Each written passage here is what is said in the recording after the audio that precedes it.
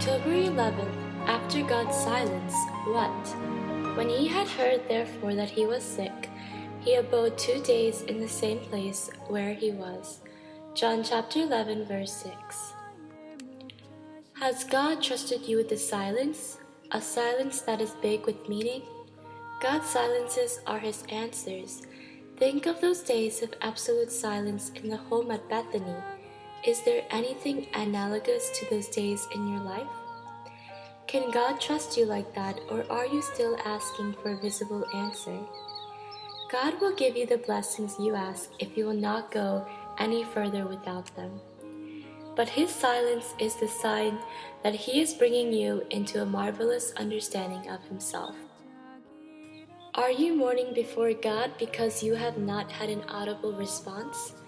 You will find that God has trusted you in the most intimate way possible, with an absolute silence, not of despair, but of pleasure, because he saw that you could stand a bigger revelation. If God has given you a silence, praise him.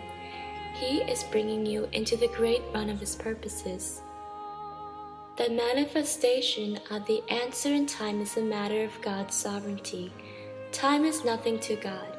For a while you say, I asked God to give me bread, and he gave me a stone. He did not, and today you find he gave you the bread of life. A wonderful thing about God's silence is that the contagion of his stillness gets into you, and you become perfectly confident.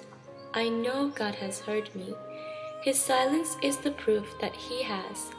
As long as you have the idea that God will bless you in answer to prayer, he will do it.